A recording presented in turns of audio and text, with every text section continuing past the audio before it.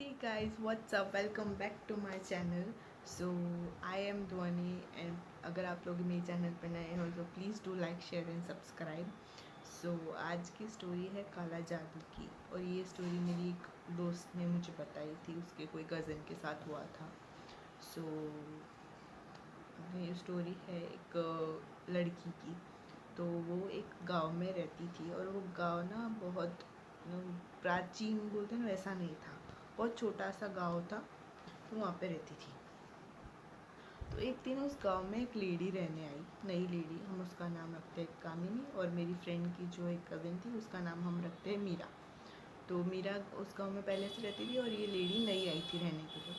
तो ये जो कामिनी थी ना, वो थोड़ी सी जेलस टाइप थी. अगर आप उसके सामने किसी और की तारीफ़ कर दो ना, तो उसको वो चीज़ जल्दी से पसंद नहीं आती थी. सो उसको ये सब सहन नहीं होता था कि अगर मेरे सामने कोई ये तारीफ़ करते हैं, हाँ ये अच्छी है वैसे सब. और मीरा दिखने में बहुत अच्छी थी, बहुत अच्छी, एकदम सुंदर दिखती थी. तो गाँव वालों ने उसकी मीरा की तारीफ़ करी उस काम के सामने कि आपने देखा कितनी अच्छी लड़की है, बहुत भोली है, बहुत सुंदर दिखती है वो सब. तो वो कामिनी से वो सब चीज़ें ना सहन नहीं हो पाई कि हाँ भाई ये इतनी सुंदर दिखती है, इसकी तारीफ़ करी ये वो. उसके मन में ना उल्टी पुल्टी चीज़ें स्टार्ट होने लगा और वो काला जादू करती थी. जो कामिनी जो लेडी थी वो काला जादू करती थी. तो उसने क्या किया, एक दिन रात को उसने ना एक एंगलेट बनाया. बोन और जो एशेज़ वो राख होती है ना, उससे उसने वो एक एंगलेट बनाया जिस पे उसने मंत्र फूके सब किया. और वो एंगलेट उसने दूसरे दिन मीरा को दिया गिफ्ट में. उसने बोला कि ये ब्लेसिंग है, रख लो, इसको पहन लेना. और मीरा थी बहुत भोली, उसने वो पहन भी लिया. थोड़े दिन तक कुछ नहीं हुआ, एवरीथिंग वॉज नॉर्मल. थोड़े दिन बाद मीरा के साथ कुछ अजीब चीज़ें स्टार्ट होनी शुरू हो गई. मतलब अब मिरर में उसके जैसे उसको फील होने लगा कि मेरी स्पार्क जो थी, उसकी जो नेचुरल ब्यूटी थी, वो कम होने लग गई. तो उसने वो भी जाने दिया कि चलो भाई होगा कुछ.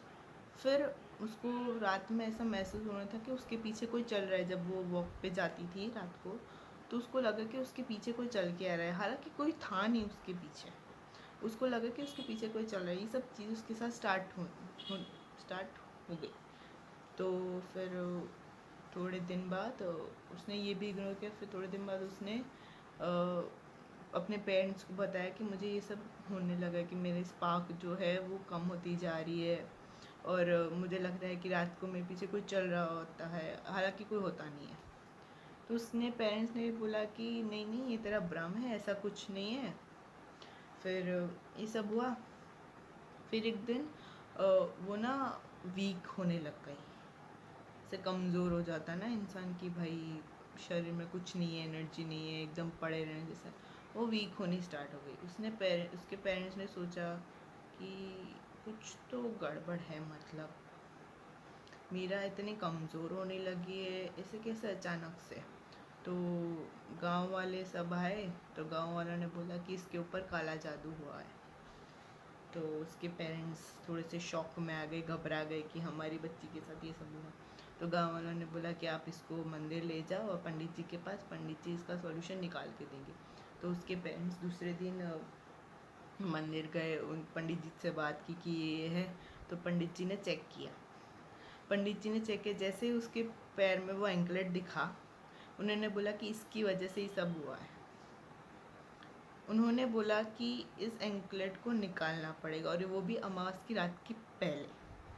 अमावस्या की जो रात होती है उसके पहले ये एंकलेट को मीरा के शरीर से निकालना होगा, शरीर से अलग कर देना होगा.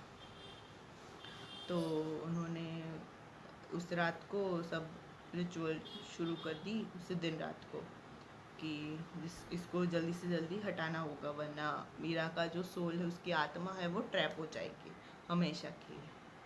तो उन्होंने जब रिचुअल स्टार्ट की, मीरा को बेहोश कर दिया था. उन्होंने सब पूजा वगैरह सब स्टार्ट कर दिया. और पूजा वगैरह स्टार्ट की, मंत्र बोलने लग गए. तो अचानक से वो एंकलेट टूट गया, है ना.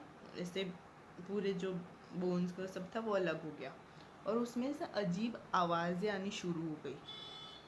तो मीरा के पेरेंट्स और वो सब शॉक हो गए कि ये एंकलेट क्यों चला। फिर पंडित जी ने वो उसको अग्नि में डाल दिया, और उसके अंदर से फिर भी चीखें आ रही थी, वो फ्लेम में से भी ऐसे लग रहा था कि भाई अंदर से कुछ चिल्ला रहा हो।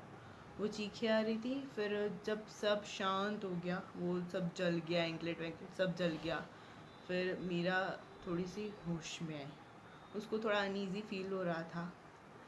फिर पंडित जी ने बोला कि अब तुम सेफ़ हो, तुम्हारे जो ये एंकलेट की वजह से ये सब जब हो रहा था तुम्हारे साथ, अब सब कुछ नॉर्मल हो जाएगा, कुछ नहीं होगा तुम्हारे साथ, तुम एकदम ठीक हो। उसके ऊपर से वो काला जादू था वो उतर गया, एवरीथिंग वॉज नॉर्मल।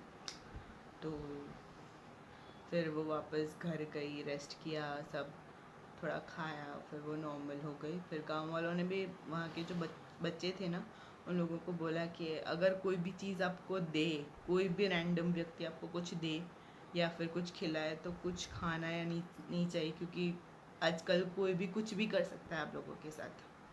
तो बच्चों को भी ये सब सिखाया, एंड फिर सब नॉर्मल हो गए थे, एवरीथिंग वाज ओके। सो या यही थी आज की स्टोरी। अगर आप लोगों को अच्छी लगी है तो please do like, share and subscribe. मिलते हैं अगले वीडियो में, तब तक के लिए bye bye. Thank you for watching.